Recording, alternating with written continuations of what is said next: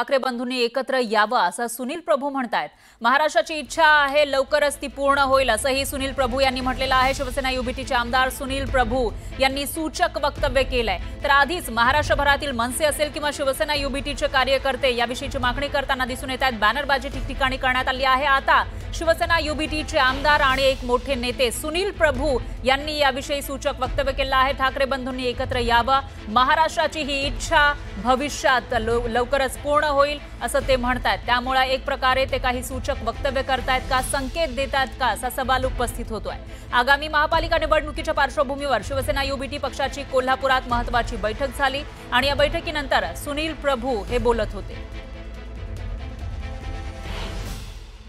असं आहे की आमची तर प्रामाणिक इच्छा आहे की दोन्ही बंधू एकत्र यावे आणि महाराष्ट्राच्या मनातील प्रत्येक मराठी माणसाची पण इच्छा अशी आहे की दोन्ही बंधूंनी एकत्र यावं आणि मला असं वाटतं जे मनात महाराष्ट्राच्या आहे ते भविष्यात होईल असं चांगला पॉझिटिव्हली विचार आमच्यामध्ये पण आहे।